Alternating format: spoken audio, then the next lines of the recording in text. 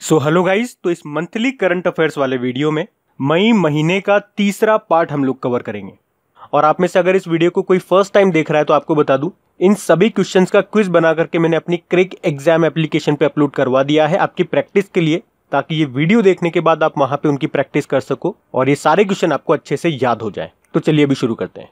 तो पहला प्रश्न है, भारतीय पुरातत्व सर्वेक्षण यानी कि आर्कियोलॉजिकल सर्वे ऑफ इंडिया की नई महानिदेशक यानी कि डायरेक्टर जनरल के रूप में किसे नियुक्त किया गया? तो आंसर होगा वी विद्यावती। ये एक IAAS ऑफिसर है और 12 मई से ये अपना पद संभाल लेंगी। बाकी विश्वनाथ सोमदर की बात करेंगे, ये मेघालय हाईकोर्ट की चीफ जस्टिस बने। दीपांकर दत्त बॉम्बे हाईकोर्ट की चीफ जस्टिस बने हैं और मोहम्मद रफीक ये उड़ीसा हाईकोर्ट की चीफ जस्टिस बने हैं। अभी आपको याद होगा 3 राज्यों के नए चीफ जस्टिस बने हैं, वो यही है, ये आपको याद रखने हैं।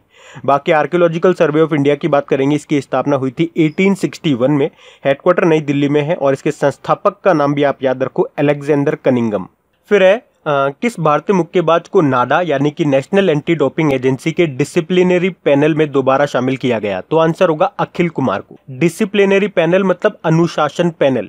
एक्चुअली ये इससे पहले भी इसमें रह चुके हैं 2017 से 2019 तक, और अभी फिर से इनको शामिल कर लिया गया इस पैनल में।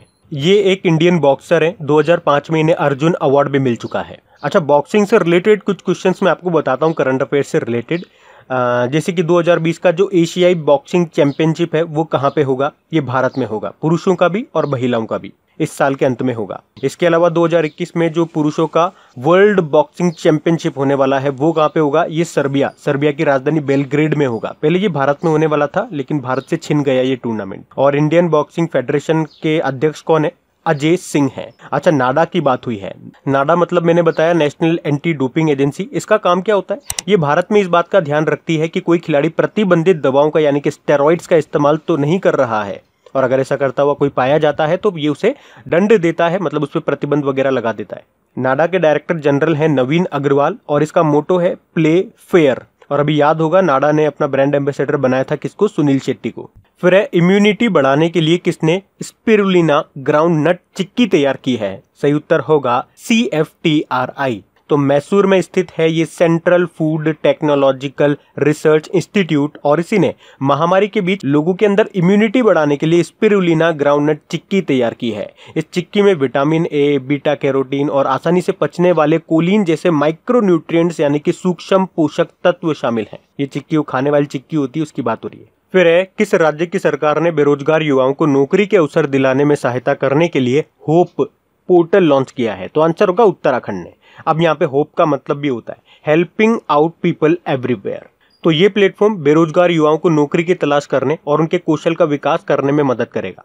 और इस पोर्टल में राज्य में जो पढ़ने वाले युवा हैं उनके साथ साथ उन युवाओं का डेटा भी कलेक्ट किया जाएगा जो अभी हाल ही में अपने राज्य वापस लौटे हैं, और फिर उस डेटा से ये जानकारी मिल सकेगी उन्हें कहाँ पे क्या क्या काम किया है। और एक बार जब पूरा डेटाबेस तैयार हो जाएगा तो फिर उसे मुख्यमंत्री स्वरोजगार योजना से जोड़ दिया जाएगा। उत्तराखंड की कैपिटल देहरादून है, जहाँ पे आपको याद होगा पिछले साल पहला हेलीकॉप्टर समिट हुआ था। अच्छा, सबसे इंपॉर्टेंट रहेगी अभी इसकी ग्रीष्मकालीन यानी कि समर कैपिटल इसने घोषित की है किसको? गैरसैंण को। मुख्यमंत्री त्रिवेंद्र सिंह रावत हैं, गवर्नर हैं बेबी रानी मौर्य, और यहाँ के चीफ जस्टिस का नाम है रमेश रंगनाथन। उसके अलावा आपको याद रखना है 1 से 7 मार्च तक यहीं पे उत्तराखंड के ऋषिकेश में अंतरराष्ट्रीय योग महोत्सव का आयोजन किया गया था, और यहीं पे ऋषिकेश में ही गंगा नदी पर भारत के पहले ग्लास फ्लोर सस्पेंशन ब्रिज का निर्माण किया जाएगा। मतलब जो फ्लोर होगा उसमें ग्लास लगा होगा, आप आर पार देख सकते हो। उसी तरह से आपको याद होगा कृषि भूमि को पट्टे यानी कि लीज पर देने वाला पहला राज्य आपका यही बना था उत्तराखंड। और यहाँ से एक नेशनल पार्क और एक डैम काफी बार एग्जाम में पूछे जाते हैं। एक है टिहरी डैम। जो टिहरी डैम है वो उत्तराखंड में ही है, सबसे ऊंचा डैम है, और किस नदी पे है? तो भागीरथी नदी पे है। और कौन सा national park? Jim Corbett national park. ये सबसे पुराना नेशनल पार्क है भारत का, जिसे पहले हेली नेशनल पार्क के नाम से भी जाना जाता था। और इसके बीच में से एक नदी निकलती है, उसको कहते हैं रामगंगा नदी। और जिम कॉर्बेट नेशनल पार्क तो अभी न्यूज में भी था। क्यों न्यूज में था? क्योंकि कोविड-19 के लक्षणों वाले जानवरों के लिए क्वारंटाइन सेंटर बनाया गया था यहाँ पे। उसके अलावा याद रखना देश का दूसरा ट्यूलिप गार्डन बनाया जाएगा उत्तराखंड के पिथौरागढ़ में। पहला आपका बना हुआ है श्रीनगर में, जो कि भारत का नहीं एशिया का सबसे बड़ा ट्यूलिप गार्डन है। उसके अलावा उत्तराखंड क्यों न्यूज में था? एक तो इसने दृष्टि पोर्टल लॉन्च किया था, एक संपर्क दीदी नाम से एक मोबाइल एप्लीकेशन भी लॉन्च किया था इसने। यहाँ पे वैसे नंदा देवी नेशनल पार्क भी है, गंगोत्री नेशनल पार्क भी है, राजाजी नेशनल पार्क भी है, फूलों की घाटी जिसे आप अंग्रेजी में बोलते हो flower of valley national park भी है। तो इन सब कारण से उत्तराखंड अभी न्यूज में था, तो ये याद रखना। बढ़ते हैं आगे। फिर हाल ही में जारी ग्लोबल एनर्जी ट्रांजिशन इंडेक्स में भारत किस स्थान पे रहा? सही उत्तर होगा 74 नंबर पे। अच्छा, इस ग्लोबल एनर्जी ट्रांजिशन इंडेक्स को जारी किसने किया, ये आपको याद रखना है, वर्ल्ड इकोनॉमिक फोरम ने, और इसमें भारत 74 नंबर पे रहा है, ये आपको याद रखना है। और पिछले साल के मुकाबले भारत ने अपनी रैंक को इंप्रूव किया है। अच्छा, भारत तो 74 पे है। टॉप पे कौन है? टॉप पे स्वीडन है, सेकंड पे स्विट्जरलैंड है और थर्ड पे फिनलैंड है। आपको टॉप वाला याद रखना है स्वीडन, और भारत की रैंक याद रखनी 74 है। और याद रख, ये इंडेक्स जारी किसने किया है? वर्ल्ड इकोनॉमिक फोरम ने। अच्छा, एनर्जी से एक रिलेट कर पा रहे हो क्वेश्चन को? अभी इंटरनेशनल एनर्जी एजेंसी की रिपोर्ट आई थी, उसने कहा था कि लॉकडाउन में भारत की ऊर्जा मांग 30% तक घट गई है। बाकी अभी एक इंडेक्स भी पढ़ा था हम लोगों ने, वर्ल्ड प्रेस फ्रीडम इंडेक्स 2020, उसमें भारत की रैंक क्या रही? 142, और उसमें टॉप पे रहा है नॉर्वे। वर्ल्ड इकोनॉमिक फोरम की बात करेंगे, इसकी स्थापना हुई है 1971 में, हेडक्वार्टर है कोलोग्नी स्विट्जरलैंड में, और इसके अध्यक्ष का नाम है क्लॉस स्वेब। अच्छा, यहाँ पे जानबूझ करके मैंने ऑप्शंस को इस तरह से लिखा है कि यहाँ से आपको कुछ में रिलेट करा सकूं। जनवरी में हमने पढ़ा था एक वर्ल्ड इकोनॉमिक फोरम की ही रैंकिंग आई थी, ग्लोबल टैलेंट कॉम्पिटिटिवनेस इंडेक्स, उसमें भारत 72 नंबर पे था, और उसमें टॉप पे था स्विट्जरलैंड। और वर्ल्ड इकोनॉमिक फोरम ने ही ग्लोबल सोशल मोबिलिटी रिपोर्ट 2020 जारी की थी, उसमें भारत 76 नंबर पे था, और उसमें टॉप पे था डेनमार्क। और वर्ल्ड इकोनॉमिक फोरम से और क्या रिलेट कर पा रहे हो? हाँ, अभी दीपिका पादुकोण को क्रिस्टल अवार्ड भी दिया था वर्ल्ड इकोनॉमिक फोरम ने, तो ये भी याद रखना। फिर है भारतीय खेल प्राधिकरण यानी कि स्पोर्ट्स अथॉरिटी ऑफ इंडिया के द्वारा लॉकडाउन के बाद प्रशिक्षण यानी कि ट्रेनिंग को फिर से शुरू करने के लिए किसकी अध्यक्षता में एक समिति का गठन किया गया? तो आंसर होगा रोहित भारद्वाज। तो अभी स्पोर्ट्स अथॉरिटी ऑफ इंडिया ने लॉकडाउन के बाद खिलाड़ियों को वापस से ट्रेनिंग देने के लिए, उनकी ट्रेनिंग शुरू करने के लिए 6 सदस्यों वाली समिति का गठन किया है, जिसकी अध्यक्षता करेंगे रोहित, जो कि कौन है? स्पोर्ट्स अथॉरिटी ऑफ इंडिया के सचिव हैं। अच्छा, समितियों से कुछ पॉइंट्स मेरे को याद आ रहे हैं, जैसे कि शेखावत समिति।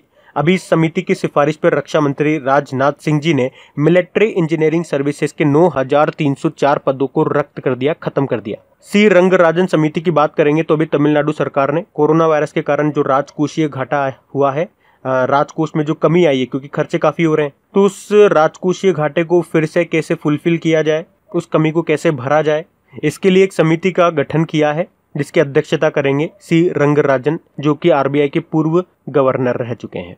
फिर अभी कौन सा राज्य फसलों की खेती को विनियमित करने वाला यानी कि कल्टीवेट करने वाला पहला राज्य बन गया है? तो आंसर होगा तेलंगाना। अब इसका क्या मतलब हो गया? इसका मतलब ये हो गया, अब सरकार बताएगी कि किस क्षेत्र में कौन सी फसल की जाएगी, और ये सब करने का उद्देश्य है किसानों को ज्यादा से ज्यादा लाभ पहुंचाना। पर याद रखना, जो किसान सरकार के नियमों को नहीं मानेगा वो भाई अपने हिसाब से ही फसल करेगा। सरकार कहेगी कि इस क्षेत्र में आप गेहूं की फसल करो, और वो किसी और की फसल करेगा, तो फिर सरकार ने कह दिया है ऐसे किसानों को रायतु बंधु योजना और न्यूनतम समर्थन मूल्य का लाभ नहीं दिया जाएगा। तेलंगाना की बात करेंगे, तेलंगाना आपका 2 जून 2014 को तैयार हुआ था आंध्र प्रदेश से अलग होकर के। कैपिटल इसकी हैदराबाद है। अच्छा, हैदराबाद किस नदी के किनारे स्थित है? मूसी नदी के किनारे। गवर्नर है डॉक्टर तमिलिसाई सौंदरराजन। मुख्यमंत्री कौन है? के चंद्रशेखर राव। याद रखना, तेलंगाना ने ही 2020 को आर्टिफिशियल इंटेलिजेंसी का वर्ष घोषित किया है। एक तेलंगाना की योजना आप जरूर याद रखो, रायतु मित्र योजना। क्यों बोल रहा हूं मैं याद रखने के लिए? क्योंकि इसी से मिलती जुलती योजना एक आंध्र प्रदेश की भी है, रायतु भरोसा योजना, तो आप कंफ्यूज मत हो जाना। फिर अभी किस राज्य के मुख्यमंत्री ने भारत की पहली hot air sealing machine launch की है? तो आंसर होगा गुजरात। इस हॉट एयर सीलिंग मशीन को आप सिंपल हिंदी में सिलाई मशीन बोल सकते हो। इससे क्या होगा? इससे जो पीपीई किट को और सुरक्षित बनाया जाएगा। एक्चुअली में इस मशीन को यूज करके पीपीई किट बनाते समय सिलाई करने में जो छेद छूट जाते हैं ना, तो वहां से हवा के द्वारा या पानी के थ्रू वायरस पीपीई किट के अंदर घुस सकते हैं। तो वहां पे उन छेदों को बंद करने के लिए एक विशेष प्रकार की टेप का उपयोग करके उससे सील कर दिया जाएगा, उन छेदों को सील कर दिया जाएगा इस हॉट एयर सीलिंग मशीन का यूज करके। इसे बनाया है गुजरात की ही एक मैक पावर कंपनी ने। फिर है WIPO यानी कि वर्ल्ड इंटेलेक्चुअल प्रॉपर्टी ऑर्गेनाइजेशन के अगले महानिदेशक यानी कि डायरेक्टर जनरल के रूप में किसे नियुक्त किया गया? तो आंसर होगा डैरेन टैंग को। ये 1 अक्टूबर 2020 से अपना पद संभालेंगे। ये कहां से है? ये सिंगापुर से है, और ये पहली बार है जब सिंगापुर का कोई व्यक्ति यूनाइटेड नेशन एजेंसी का नेतृत्व करेगा। अच्छा, वर्ल्ड इंटेलेक्चुअल प्रॉपर्टी ऑर्गेनाइजेशन की बात करेंगे। इसकी स्थापना 1967 में हुई है। हेडक्वार्टर इसका जेनेवा स्विट्जरलैंड में है, और इसके डायरेक्टर जनरल अब बन जाएंगे डैरेन टैंग। अच्छा, एक प्रश्न मैं आप लोगों से पूछता हूँ, आप मुझे बताओ इंटेलेक्चुअल प्रॉपर्टी डे ये हमने कब मनाया था? हिंट दे देता हूँ, अप्रैल के महीने में मनाया था। एक और हिंट दे देता हूँ, जस्ट मलेरिया डे के बाद मनाया था। एक और हिंट दे देता हूँ, जब हमने राष्ट्रीय पंचायती राज दिवस मनाया था तो उसके एक दिन को छोड़ के उसके एक दिन बाद यानी कि तीसरे दिन मनाया था। आप बताओ। बाकी नुपुर कुलश्रेष्ठ की बात करेंगे तो ये इंडियन कोस्ट गार्ड की पहली महिला डीआईजी बनी थी, उप महानिरीक्षक बनी थी। संगीता रेड्डी की बात करेंगे, फिक्की की अध्यक्ष बनी थी ये। और चंद्रिमा शाह ये इंडियन नेशनल साइंस एकेडमी की पहली अध्यक्ष बनी थी। फिर अंतर्राष्ट्रीय परिवार दिवस कब मनाया गया, तो आंसर होगा 15 मई को। हर साल इसे 15 मई को ही मनाया जाता है। और इसकी थीम क्या रही, इसकी थीम रही फैमिलीज एंड डेवलपमेंट। अच्छा, 15 मई को एक और इम्पोर्टेंट डे मनाते हैं, national endangered species day. Actually ये मई के तीसरे शुक्रवार को मनाया जाता है। हिंदी में बोलेंगे तो राष्ट्रीय लुप्त प्राय प्रजाति दिवस। तो लुप्त होने वाली जो प्रजातियां हैं उनके आवासों की सुरक्षा के महत्व के बारे में जागरूकता बढ़ाने के लिए इसे मनाया जाता है।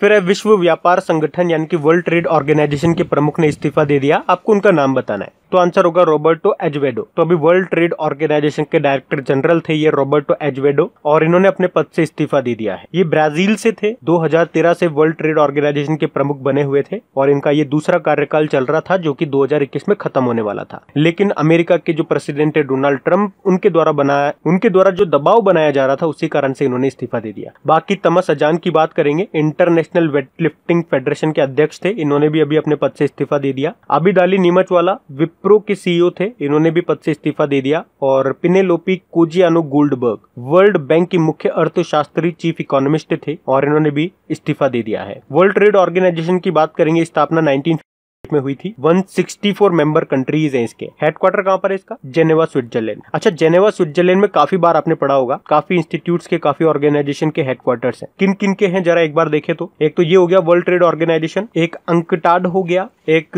वर्ल्ड हेल्थ ऑर्गेनाइजेशन का भी यहीं पर है। अभी पीछे हमने शायद पढ़ा था वर्ल्ड इकोनॉमिक फोरम के बारे में, उसका भी हेडक्वार्टर यहीं पर है। और इंटरनेशनल लेबर ऑर्गेनाइजेशन का भी हेडक्वार्टर यहीं पर है। वर्ल्ड इंटेलेक्चुअल प्रॉपर्टी ऑर्गेनाइजेशन भी हमने पढ़ा था पीछे, उसका भी यहीं पर है। और वर्ल्ड मेट्रोलॉजिकल ऑर्गेनाइजेशन का भी हेडक्वार्टर यहीं पर है, तो ये भी आप याद रखना।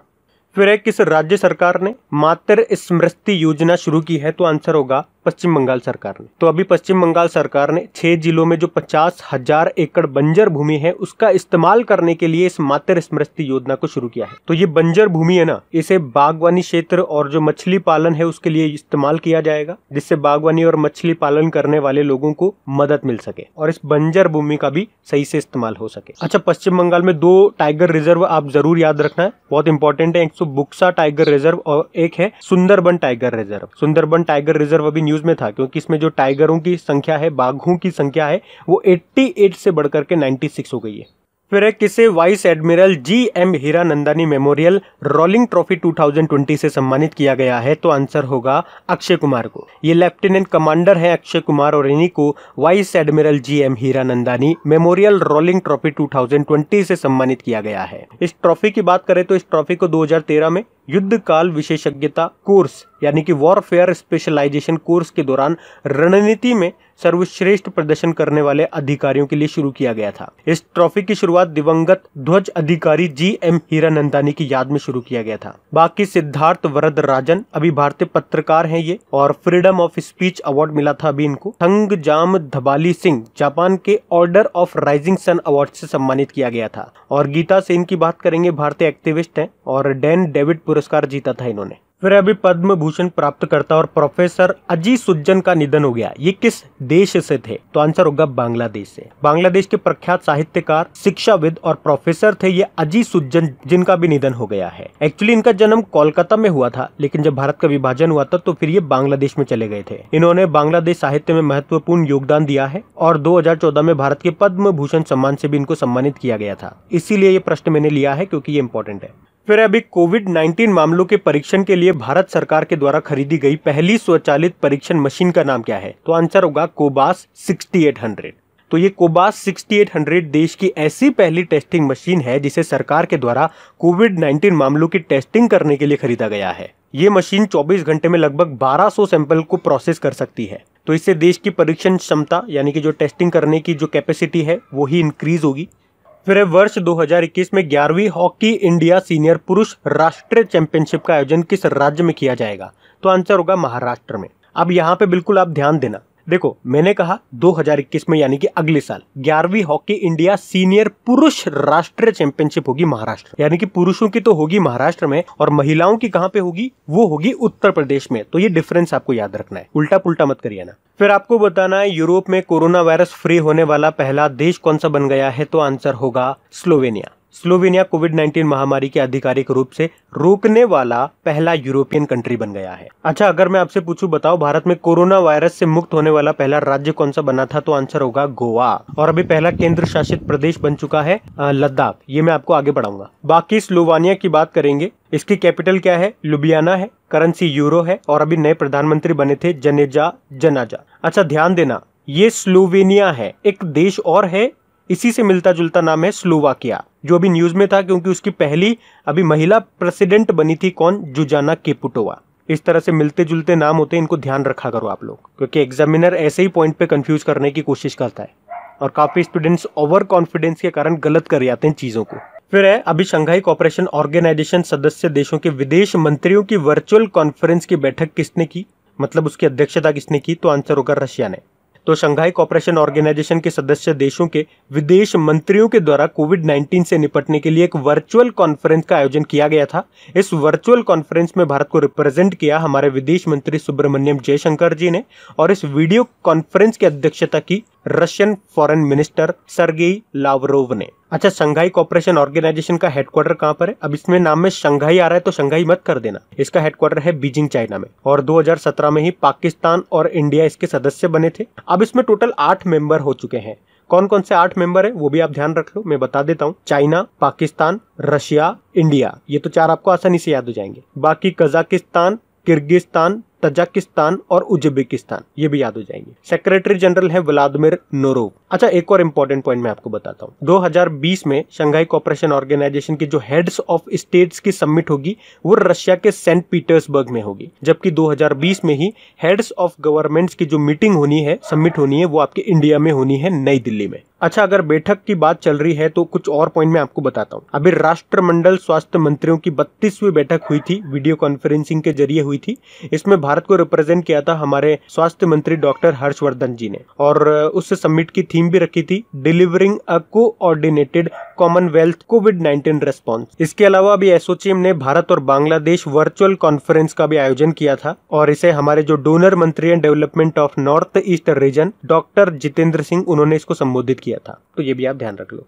फिर अभी NRAI यानी कि national rifles association of India ने किसे 2020 के लिए राजीव गांधी खेल रत्न सम्मान के लिए नामित किया है, नॉमिनेट किया है, तो आंसर होगा अंजुम मुदगल को। ये राइफल निशानेबाज हैं अंजुम मुदगल और इन्हीं को देश के सर्वोच्च खेल सम्मान राजीव गांधी खेल रत्न पुरस्कार के लिए नॉमिनेट किया है। जबकि कोच जगपाल राणा के नाम की सिफारिश लगातार दूसरे साल द्रोणाचार्य पुरस्कार के लिए की गई है और अर्जुन अवार्ड के लिए चैंपियन पिस्टल शूटर अभिषेक वर्मा, सौरभ चौधरी, मनु भाकर और राइफल शूटर इला वेनिल वाला रिबन के नामों की सिफारिश की गई है। अच्छा, राजीव गांधी खेल रत्न पुरस्कार से आपको याद रखना है, एक तो पहला कब मिला था, ये 1991 में। किसको मिला था, भारत के पहले जो ग्रैंड मास्टर है हमारे विश्वनाथ आनंद, उन्हीं को मिला था। अच्छा, अभी विश्वनाथ आनंद जी की ऑटोबायोग्राफी आई थी, उसका नाम क्या है, माइंड मास्टर। और अभी 2019 का राजीव गांधी खेल रत्न पुरस्कार मिला था 2 जनों को, दीपा मलिक को और बजरंग पुनिया को। ये दोनों हरियाणा से हैं। दीपा मलिक तो पैरा एथलीट है, शॉर्ट पुटर गेम खेलती हैं ये, लेकिन अभी इन्होंने संन्यास ले लिया है, ये भी याद रखो।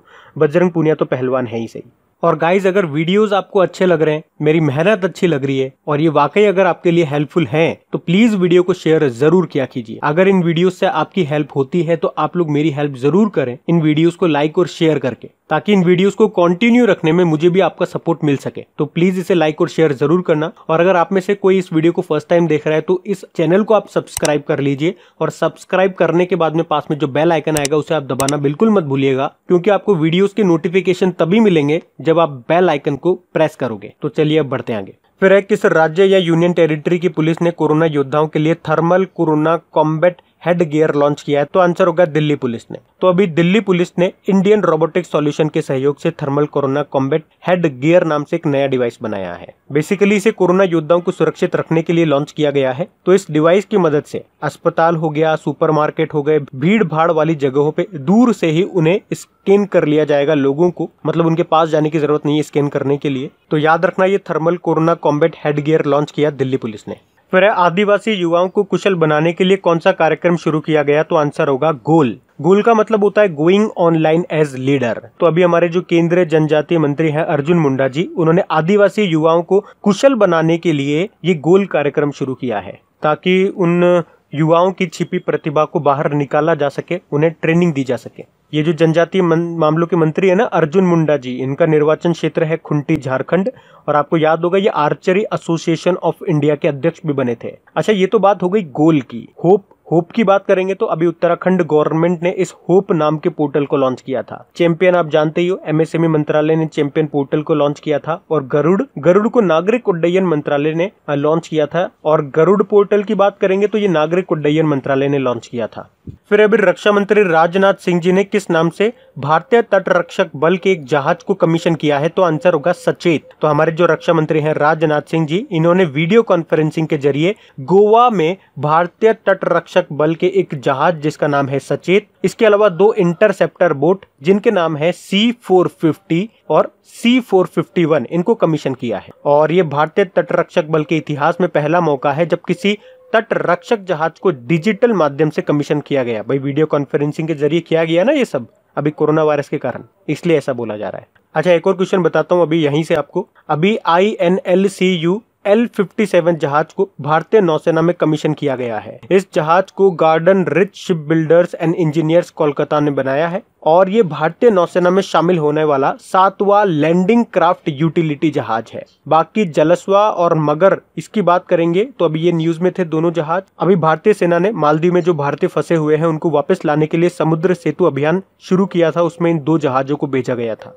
फिर अभी राष्ट्रीय डेंगू दिवस कब मनाया गया? तो आंसर होगा 16 मई को। तो डेंगू के मच्छर और उनसे होने वाली जानलेवा बीमारियों के बारे में जागरूकता बढ़ाने के लिए इसे हर साल 16 मई को मनाया जाता है भारत में। और डेंगू किस मच्छर के काटने से होता है? तो मादा एडीज एजिप्टीज मच्छर के काटने से होता है। अच्छा, 16 मई को हमने सिक्किम का स्थापना दिवस भी मनाया है। सिक्किम भारत का 22वें नंबर का राज्य बना था 1975 में। और 16 मई को ही इंटरनेशनल डे ऑफ लाइट भी हम मनाते हैं। क्यों? क्योंकि 16 मई 1960 में जो फिजिसिस्ट थे, जो इंजीनियर थे, कौन? थियोडोर मेनन, और इन्हीं के द्वारा इन्होंने इस दिन लेजर लाइट का पहला सफल संचालन किया था।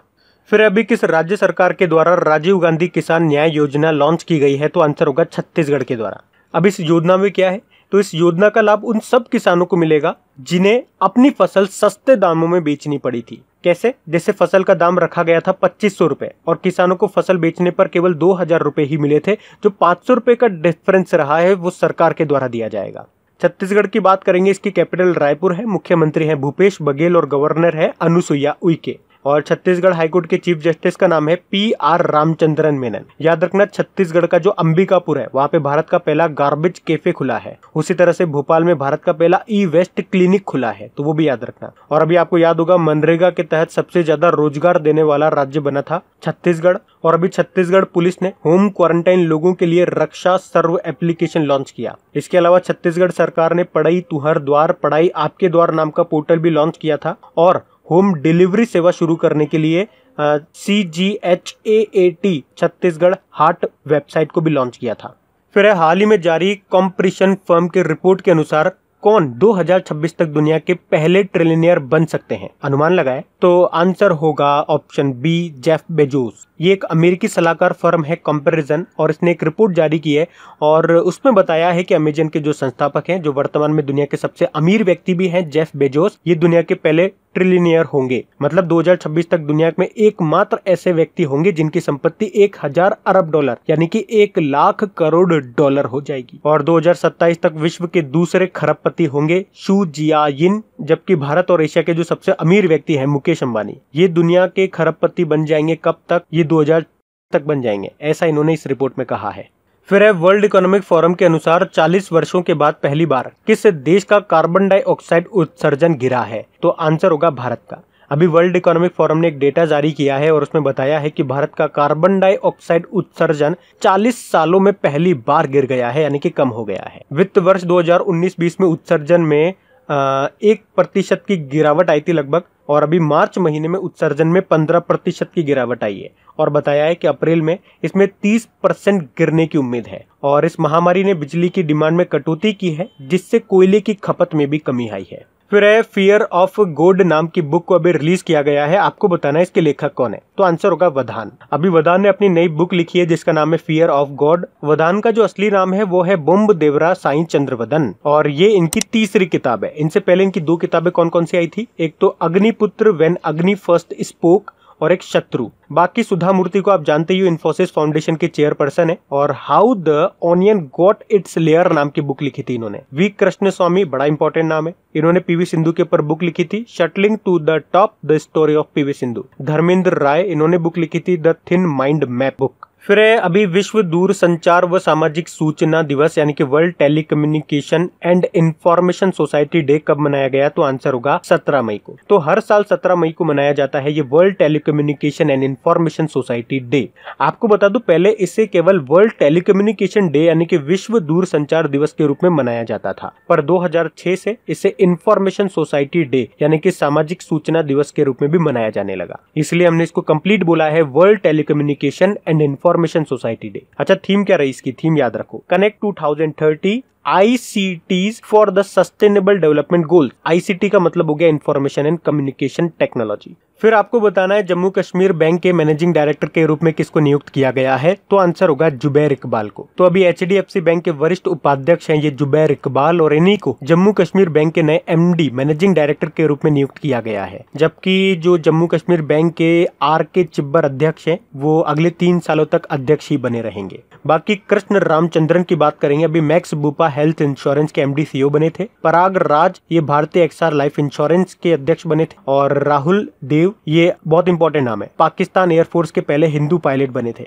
जम्मू कश्मीर बैंक से याद रख लो, इसका हेडक्वार्टर कहाँ पर है, श्रीनगर में है।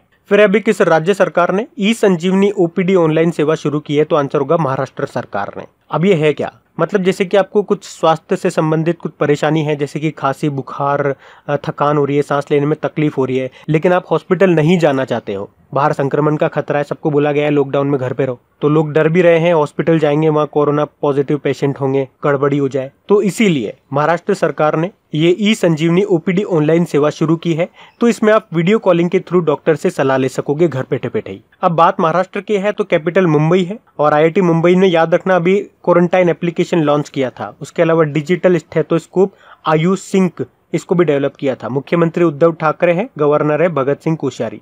फिर इजराइल के प्रधानमंत्री फिर से कौन बन गए हैं, तो आंसर होगा बेंजामिन नेतन्याहू। याद रखना बेंजामिन नेतन्याहू ये 5वीं बार इजराइल के प्रधानमंत्री बने हैं, या यूं कह दूं कि ये लगातार 4थी बार इजराइल के प्रधानमंत्री बन गए हैं। इनकी पार्टी का नाम क्या है, इनकी पार्टी का नाम है लिकुड पार्टी।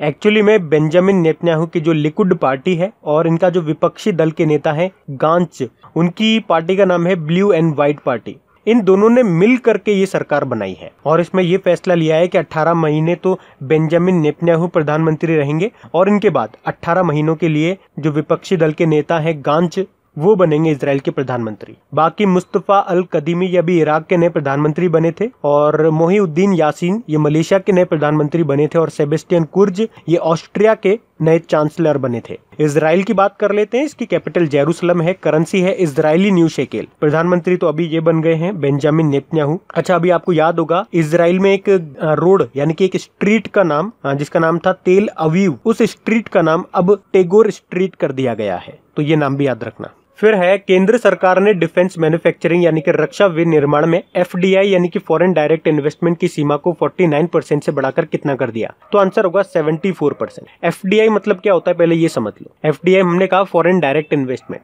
मतलब कोई विदेशी व्यक्ति या विदेशी कंपनी भारत में अगर इन्वेस्ट करती है तो उसे फॉरेन डायरेक्ट इन्वेस्टमेंट कहते हैं। अब डिफेंस सेक्टर में जो FDI ये 49% से बढ़ाकर 74% कर दिया, इसका मतलब क्या हो गया, मतलब जैसे कि आप विदेश में रहते हो, आप विदेशी हो, और यहाँ पे मैं डिफेंस मैन्युफैक्चरिंग कंपनी चलाता हूँ भारत में, तो आप पहले क्या था, मेरी कंपनी में 49% तक तो डायरेक्ट इन्वेस्ट कर सकते थे बिना हमारी यानी कि बिना भारत की सरकार से परमिशन लिए। उससे ज्यादा करना होता था तो आपको भारत सरकार से परमिशन लेनी होती थी, लेकिन अभी इसको बढ़ा करके 74% कर दिया। तो इसका मतलब क्या हो गया, तो आप 74% तक बिना सरकार की परमिशन के इन्वेस्ट कर सकते हो मेरी कंपनी में। उससे ज्यादा करोगे तो फिर आपको सरकार की परमिशन लेनी पड़ेगी। बात आपको समझ में आ गई। इससे फायदा क्या होगा, तो देश में काम करने वाली जो डिफेंस प्रोडक्शन की कंपनियां हैं उनको फायदा मिलेगा। इसके अलावा कुछ और पॉइंट्स मैं आपको बता दूं तो अभी 50 कोल ब्लॉक प्राइवेट सेक्टर्स को मिलेंगे और जो प्राइवेट सेक्टर कंपनियां होंगी जिनको कोल ब्लॉक मिलेंगे वो सरकार को रेवेन्यू में हिस्सा देंगी। उसके अलावा अंतरिक्ष सेक्टर में भी प्राइवेट कंपनियों को मौका मिलेगा और एयर स्पेस की बात कर लें तो उसके इस्तेमाल पर पाबंदियों को हटा दिया जाएगा और 6 एयरपोर्ट्स की नीलामी की जाएगी। इसके अलावा एक और पॉइंट बता दूं मैं आपको जो इम्पोर्टेंट है, अभी जो हमारे केंद्र शासित प्रदेश हैं उनमें जो बिजली वितरण यानी कि इलेक्ट्रिसिटी डिस्ट्रीब्यूशन का काम होता है, अब वो काम निजी कंपनियों को दे दिया जाएगा। वैसे दिल्ली में तो अभी तक इलेक्ट्रिसिटी डिस्ट्रीब्यूशन का काम प्राइवेट कंपनी के पास ही था, लेकिन अब उसके अलावा जो भी यूनियन टेरिटरीज हैं सब में प्राइवेट सेक्टर्स को काम दे दिया जाएगा। रियल एस्टेट निकाय राष्ट्रीय रियल एस्टेट विकास परिषद, इंग्लिश में बोलेंगे तो national real estate development council के महानिदेशक यानी कि डायरेक्टर जनरल किसे नियुक्त किया गया, तो आंसर होगा राजेश गोयल को। याद रखना ये जो national real estate development council है ये किस मंत्रालय के अधीन आता है, तो आवास व शहरी मामलों के मंत्रालय के अधीन आता है, जिसके मंत्री हैं हरदीप सिंह पुरी। जुबैर इकबाल ये भी जम्मू कश्मीर बैंक के मैनेजिंग डायरेक्टर बने थे और टी.एस. तिरुमूर्ति यूनाइटेड नेशन में भारत के स्थायी प्रतिनिधि यानी कि रिप्रेजेंटेटिव परमानेंट रिप्रेजेंटेटिव बने थे। अरविंद कुमार शर्मा ये एमएसएमई मंत्रालय में सचिव बने थे। फिर किस देश ने विरोध के रूप में झंडे को जलाने पर प्रतिबंध लगाने की घोषणा की है, तो आंसर होगा जर्मनी ने। तो अभी जर्मनी ने विरोध के तौर पर झंडे जलाने पर प्रतिबंध लगा दिया है। अब यहाँ पे ध्यान देने वाली बात है, देखो खुद के देश के झंडे जलाने की बात नहीं हो रही है भाई, खुद के देश का झंडा तो कौन जलाएगा, आप किसी और देश के झंडे नहीं जला सकते हो। जैसे कि आपके देश में किसी और देश का विरोध आप कर रहे हो और उसके एम्बेसी के सामने जाकर के आप उसके झंडे नहीं जलाओगे, ये वाली बात है। जर्मनी की बात करेंगे, कैपिटल बर्लिन है, करेंसी है यूरो, प्रेसिडेंट है फ्रैंक वॉल्टर स्टाइनमायर और यहाँ की चांसलर है एंजेला मर्केल। और अभी जो आपका पीटरबर्ग जलवायु संवाद का 11वां संस्करण हुआ था वो यहीं पर हुआ था जर्मनी में। फिर है अंतरराष्ट्रीय संग्रहालय दिवस इंटरनेशनल म्यूजियम डे कब मनाया गया, तो आंसर होगा 18 मई को। तो हर साल 18 मई को ये इंटरनेशनल म्यूजियम डे मनाया जाता है। तो पुरानी संस्कृतियों से लोगों को जोड़ने के लिए इसे मनाया जाता है। अब सबसे इंपॉर्टेंट रहेगी इसकी थीम। इसकी थीम क्या रही, museums for equality, diversity and inclusion. अच्छा 17 मई को भी एक इंपॉर्टेंट डे हम मनाते हैं, वर्ल्ड हाइपरटेंशन डे, विश्व उच्च रक्तचाप दिवस, जिसकी थीम थी इसकी measure your blood pressure, control it, live long. फिर है Wuhan diary dispatches from a quarantined city नाम की बुक को रिलीज किया गया है। इसके लेखक कौन है, तो आंसर होगा फांग फांग। ये चाइनीज लेखक हैं फांग फांग और इन्होंने ही ये बुक लिखी है और इस बुक को कोविड-19 के दौरान लॉकडाउन में 60 दिनों के अंदर लिखा गया है। इस किताब में कोविड-19 के समय लोगों के रिएक्शन क्या रहे और जो भी चीजें सामने आई है लॉकडाउन के समय उसके बारे में बताया गया है। बाकी जो यहाँ पे आप फेई देख रहे हो ना, ये किसी राइटर का नाम नहीं है, ये तो जो 2022 में आपके एशियन पैरा गेम्स होने वाले हैं उसका मैस्कॉट है, शुभंकर है। और ये 2022 में जो आपके एशियन पैरा गेम्स होंगे ये कहाँ पे होंगे, चाइना के हांगझाओ में होंगे। इसके अलावा एक और पॉइंट यहाँ पे आपको बता रहा हूँ एडिशनल, इस एशियन पैरा गेम्स में 2 नए गेम को इस बार जोड़ा गया है। वो कौन कौन है, ताइक्वांडो और पैरा कैनोइंग, ये भी आप ध्यान रखना। बाकी ओमिड स्कूबी और कैरोलिन डुरंड की बात करेंगे, इन्होंने एक बुक लिखी है फाइंडिंग फ्रीडम, ये बायोग्राफी है ब्रिटेन के प्रिंस हैरी और उनकी वाइफ मेगन मार्कल की। फिर है किसे केंद्रीय प्रदूषण नियंत्रण बोर्ड के अध्यक्ष के रूप में नियुक्त किया गया, तो आंसर होगा शिवदास मीणा को। तो ये आवास व शहरी मामलों के मंत्रालय में अतिरिक्त सचिव हैं शिवदास मीणा और अभी इन्हीं को केंद्रीय प्रदूषण नियंत्रण बोर्ड के अध्यक्ष के रूप में नियुक्त किया गया है। और आपको याद भी होगा, अगर पुराने पार्ट इसके आपने देखे होंगे तो हमने पढ़ा था 6 महीनों के लिए हुडको का सीएमडी इनको बनाया गया था। बाकी वी विद्यावती की बात करेंगे तो भारतीय पुरातत्व सर्वेक्षण यानी कि आर्कियोलॉजिकल सर्वे ऑफ इंडिया की डायरेक्टर जनरल बनी थी महानिदेशक। मनोज आहूजा ये सीबीएसई के अध्यक्ष बने और राजीव कुमार ये पब्लिक एंटरप्राइजेस सिलेक्शन बोर्ड के अध्यक्ष बने थे। फिर केंद्र सरकार ने ऑनलाइन डिजिटल शिक्षा को बढ़ाने के लिए कौन सी योजना बनाई है, तो आंसर होगा प्रधानमंत्री ई विद्या योजना। तो अभी आपको पता है कोरोना के कारण जो लॉकडाउन लगा है, स्कूल कॉलेजेस वगैरह सब बंद है, तो बच्चों की पढ़ाई नहीं हो पा रही है। तो अब ऑनलाइन व डिजिटल एजुकेशन को बढ़ाने के लिए प्रधानमंत्री ई विद्या योजना शुरू की गई है। इसमें देश के 100 विश्वविद्यालयों को शामिल किया गया है और कक्षा 1 से लेकर 12वीं तक के लिए 12 अलग अलग चैनल होंगे, मतलब हर कक्षा के लिए एक अलग चैनल होगा। फिर किस राज्य सरकार ने चरण पादुका पहल की शुरुआत की है, तो आंसर होगा मध्य प्रदेश सरकार ने। चरण पादुका मतलब जूते चप्पल वगैरह जो आप पैरों में पहनते हो। और अभी आपको पता होगा इस समय काफी लोग अपने अपने राज्यों में जाने के लिए पैदल चल रहे हैं, जो मजदूर वर्ग है, जो श्रमिक वर्ग है, जो कि लॉकडाउन में फंस गए हैं। ट्रांसपोर्ट सुविधा लॉकडाउन के कारण बंद कर दी गई है, लेकिन वो अपने राज्य में जाना चाहते हैं, अपने घरों में जाना चाहते हैं, तो पैदल पैदल सफर कर रहे हैं। आप लोग न्यूज़पेपर में पढ़ते ही होंगे। लेकिन बहुत सौ के पास तो पैरों में चप्पल नहीं है, बहुत सौ की चप्पलें टूट चुकी है, घिस चुकी है, और ऐसी धूप में वो पैदल चल रहे हैं। तो ऐसे प्रवासी मजदूर जो मध्य प्रदेश राज्य से होकर गुजर रहे हैं और जिन लोगों के पैरों में चप्पल नहीं है, उन्हें इस योजना के तहत जूते चप्पल दिए जाएंगे। फिर एक किस देश की सेना के द्वारा टूर ऑफ ड्यूटी लॉन्च किया जाएगा, तो आंसर होगा भारत। तो कोविड-19 के कारण जो बेरोजगारी आई है उससे लड़ने में मदद करने के लिए भारतीय सेना ने टूर ऑफ ड्यूटी लॉन्च करेगी। इसमें क्या होगा, तो इसमें भारतीय सेना में अधिकारियों के पद पे सैनिकों के रूप में काम करने के लिए युवाओं को 3 साल की इंटर्नशिप दी जाएगी। इंटर्नशिप एक तरह से समझ लो आप नौकरी दी जाएगी 3 साल के लिए। तो आपको यहाँ पे ये 3 साल ये याद रखना है, कितने सालों के लिए, 3 सालों के लिए। आर्मी चीफ है हमारे मनोज मुकुंद नरवणे, और उप प्रमुख भी याद रखो SK सैनी, ये भी अभी नए बने थे। फिर है बुंडेसलीगा, ये कोविड-19 महामारी के बाद फिर से शुरू होने वाला पहला टूर्नामेंट है। आपको बताना है किस खेल से जुड़ा हुआ है, किस खेल से संबंधित है ये, तो ये फुटबॉल इसका सही आंसर होगा। तो अभी कोविड-19 महामारी के बाद शुरू होने वाला दुनिया का पहला टूर्नामेंट बन गया है ये।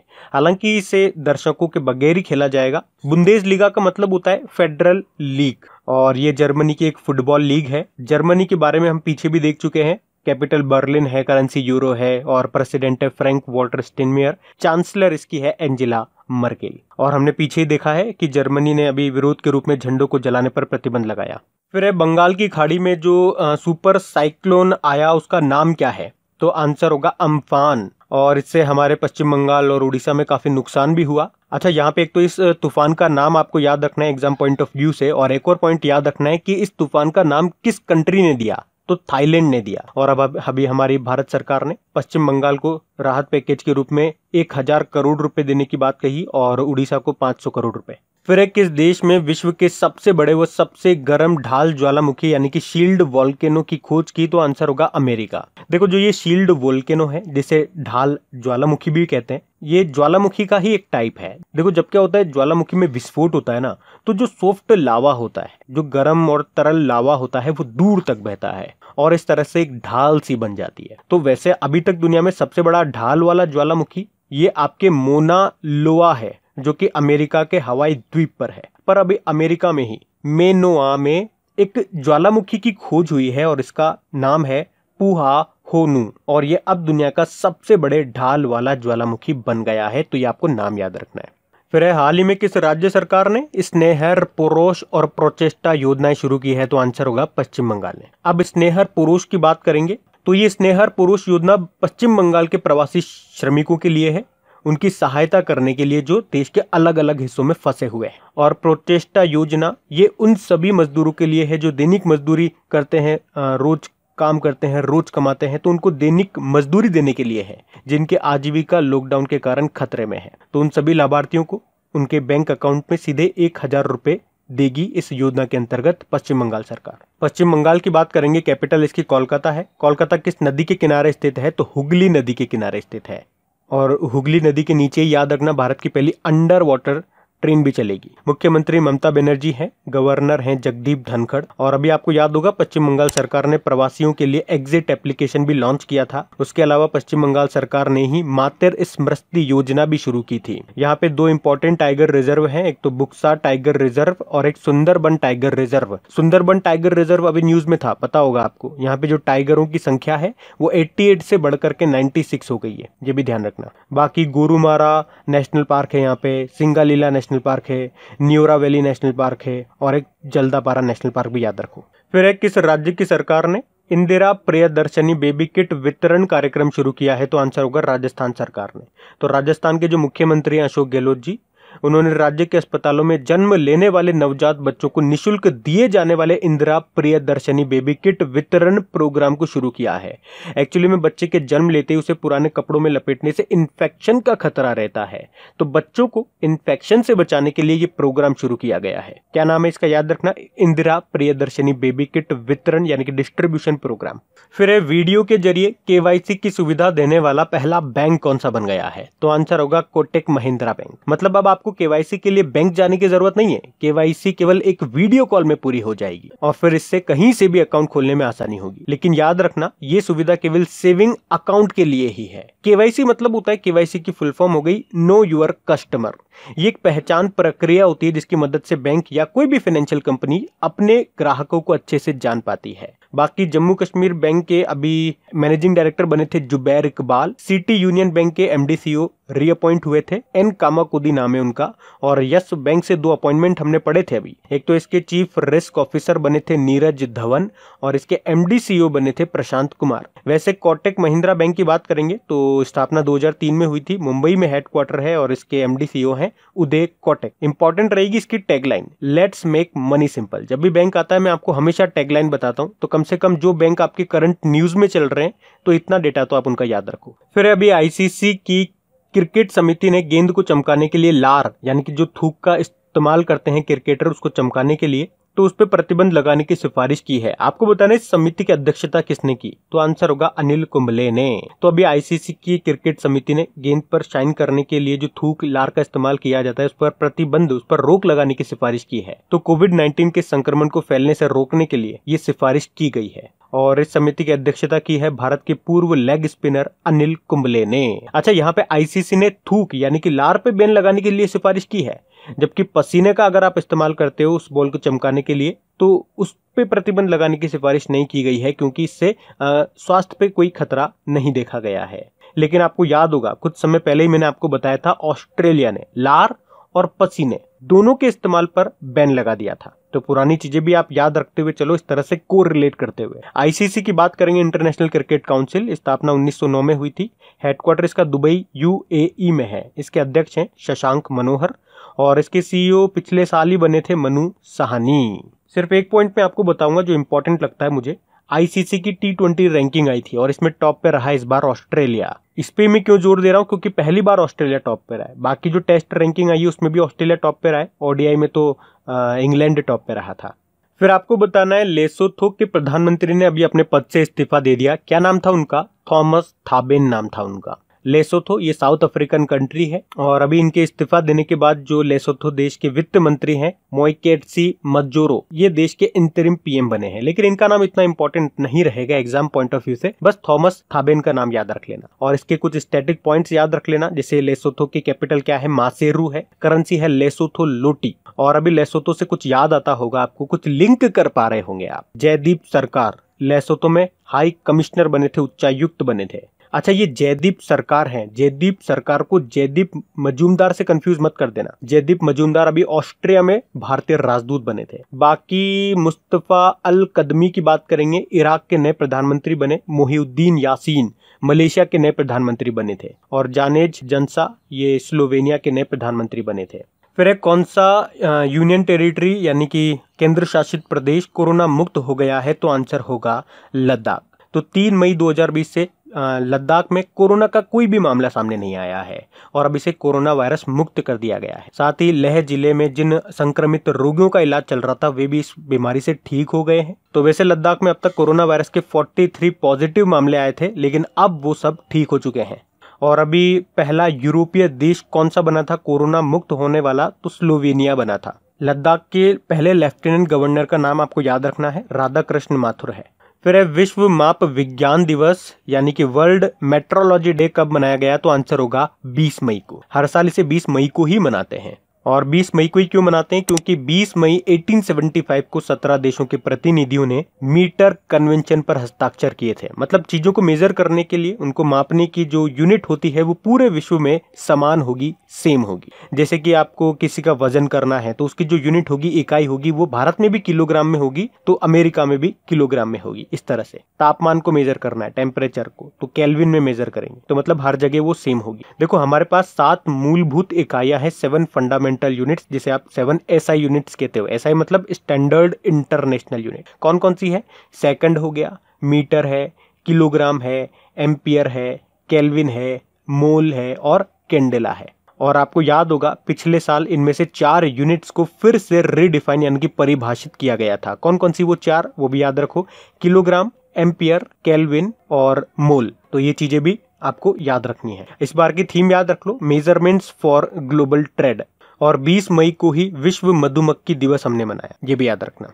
फिर है वर्ल्ड हेल्थ ऑर्गेनाइजेशन के कार्यकारी बोर्ड का अध्यक्ष किसे नियुक्त किया गया, तो आंसर होगा डॉक्टर हर्षवर्धन को। तो एक्चुअली अभी भारत को 3 साल के लिए WHO के कार्यकारी बोर्ड में शामिल कर लिया गया है और अब भारत के जो स्वास्थ्य मंत्री हैं डॉक्टर हर्षवर्धन जी, उनको WHO के कार्यकारी बोर्ड का अध्यक्ष बनाया गया है। तो ये दोनों पॉइंट आपको याद रखने हैं। इस एक क्वेश्चन में मैंने आपको 2 पॉइंट बता दिए। एक तो भारत को 3 साल के लिए WHO का कार्यकारी बोर्ड में शामिल किया गया और जो भारत के स्वास्थ्य मंत्री हैं डॉक्टर हर्षवर्धन जी, उनको WHO के कार्यकारी बोर्ड का अध्यक्ष बनाया गया है। WHO की बात करेंगे, इसकी स्थापना 7 अप्रैल 1948 को हुई थी। यही कारण है कि हम हर साल 7 अप्रैल को वर्ल्ड हेल्थ डे के रूप में मनाते हैं। हेडक्वार्टर जेनेवा स्विट्जरलैंड में है और इसके डायरेक्टर जनरल है टेड्रोस अधानोम। और WHO की प्रमुख साइंटिस्ट कौन बनी थी, सौम्या स्वामीनाथन बनी थी, जो कि भारतीय हैं, ये भी याद रखना। फिर है किसे साल 2019 के अलेक्जेंडर दिल रिम्पल अवार्ड से सम्मानित किया गया, तो आंसर होगा विनय बुधवार को। तो भारतीय नौसेना के जल सर्वेक्षण के मुख्य जल सर्वेक्षक यानी कि वाइस एडमिरल हैं ये विनय बधराल और इन्हीं को अलेक्जेंडर डेल रिम्पल अवार्ड 2019 से सम्मानित किया गया है। देखो, इन्हें ये पुरस्कार भारतीय जल सर्वेक्षण और विशाल हिंद महासागर क्षेत्र में उनके उत्कृष्ट योगदान के लिए दिया गया है। अच्छा, ये अवार्ड किसके द्वारा दिया जाता है? ये अवार्ड यूके यूनाइटेड किंगडम के रक्षा मंत्रालय के द्वारा दिया जाता है और जो दुनिया भर में हाइड्रोग्राफी, कार्टोग्राफी और नेविगेशन के मानकों को बढ़ाने में योगदान करते हैं, उनको दिया जाता है ये पुरस्कार। बाकी सौरभ लोढ़ा की बात करेंगे, 2020 का young career award in nano science and technology मिला था इनको। और सिद्धार्थ वरदराजन की बात करेंगे, भारतीय पत्रकार हैं ये, फ्रीडम ऑफ स्पीच अवार्ड मिला था इनको। बाकी जो ये लेफ्टिनेंट कमांडर अक्षय कुमार हैं, इनको vice admiral GM Hiranandani memorial rolling trophy 2020 से सम्मानित किया गया था। अच्छा, नौसेना प्रमुख कौन है हमारे? करमवीर सिंह है। फिर अभी चाइना ने WHO को कितने डॉलर की सहायता देने का ऐलान किया है, तो आंसर होगा $2 बिलियन। तो एक्चुअली में अभी WHO की स्वास्थ्य सभा का 73rd संस्करण 73वां संस्करण आयोजित किया गया था। कहाँ पे? जेनेवा स्विट्जरलैंड में होता है ये। और इस बार वीडियो कॉन्फ्रेंसिंग के जरिए ये हुआ था, जिसमें भारत की तरफ से हमारे स्वास्थ्य मंत्री डॉक्टर हर्षवर्धन जी ने इसमें हिस्सा लिया था। और इसी सभा में चाइना ने कहा कि वो कोरोना वायरस महामारी से निपटने के लिए 2 साल में $2 बिलियन अमेरिकी डॉलर देगा WHO को। अच्छा, एक और क्वेश्चन मैं आपको यहीं पे बता दूं, अभी इसी 73वीं सभा में रिजोल्यूशन ऑन कोविड-19 रेस्पॉन्स प्रस्ताव भी लॉन्च किया गया कोविड-19 की स्वतंत्र जांच के लिए। और इस स्वतंत्र जांच के प्रस्ताव का समर्थन लगभग 116 देशों ने किया। अच्छा, यहाँ से एक पॉइंट आपको याद रखना है, मैंने आपको बताया था कि WHO ने कोरोना वायरस को कब महामारी घोषित किया था, तो 11 मार्च 2020 को। और अमेरिका ने, आप जानते ही होंगे, WHO को जो फंड देता था उस पर रोक लगाने की घोषणा भी कर दी है। जबकि चीन जो फंड देता था उससे 30 मिलियन एक्स्ट्रा देगा, ऐसा उसने बोला है। अच्छा, फंड की सहायता की बात चल रही है तो एक और पॉइंट मैं आपको बताता हूँ एक्स्ट्रा। अभी भारत ने फिलिस्तीनी शरणार्थियों के लिए United nation relief and works agency को $2 मिलियन देने की सहायता राशि देने की घोषणा की है, तो ये पॉइंट भी ध्यान रखना।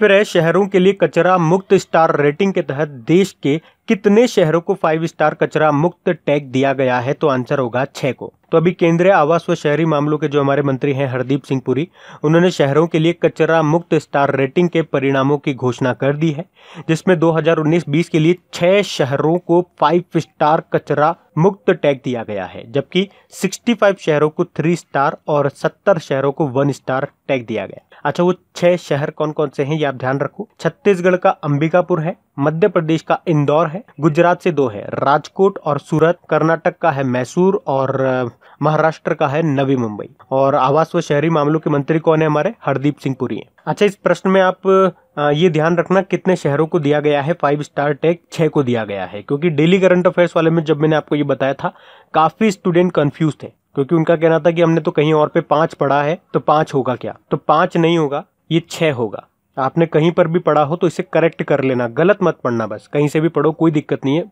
बट गलत मत पढ़ लेना, वरना पढ़कर भी एग्जाम में गलत कर आओगे तो फिर क्या फायदा इसे पढ़ने का, तो चीजों को गलत मत पढ़ना।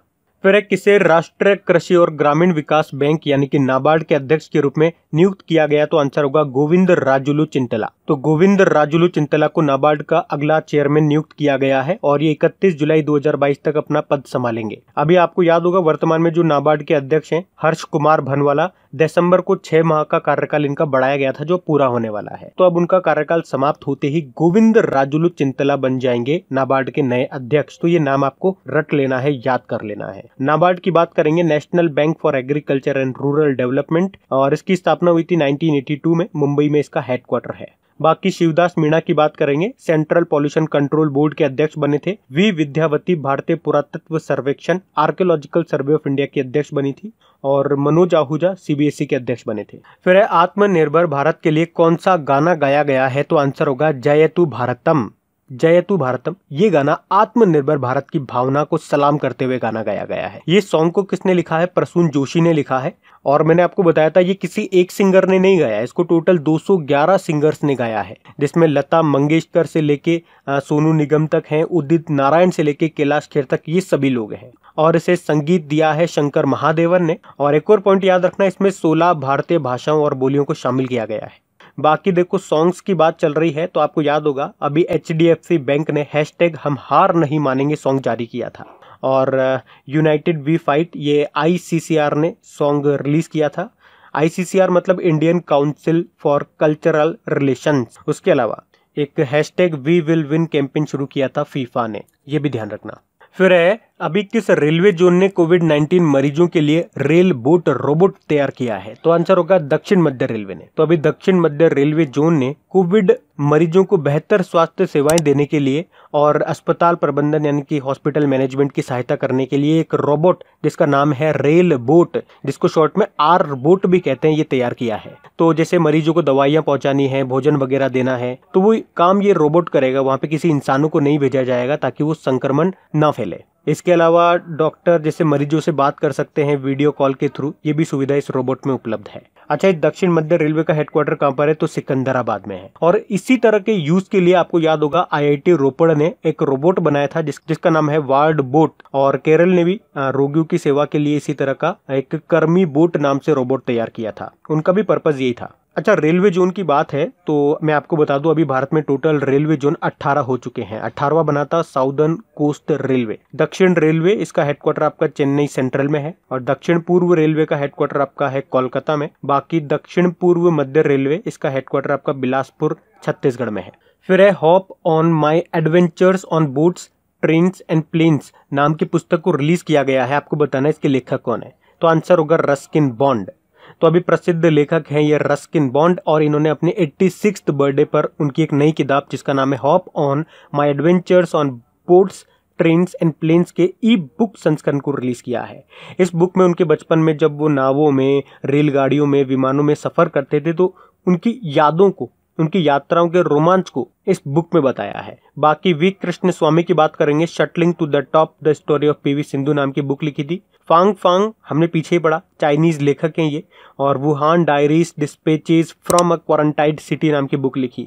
वधान इन्होंने अभी फियर ऑफ गॉड नाम की बुक लिखी थी। और एक बार फिर मैं आप लोगों से रिक्वेस्ट भी करना चाहूंगा कि प्लीज वीडियो को आप लोग शेयर जरूर करा करें। कम से कम अपने एक दोस्त के साथ इसको शेयर कर दें, या अगर आपका कोई स्टडी ग्रुप है तो वहां पे भी इसे एक बार शेयर जरूर कर दें प्लीज।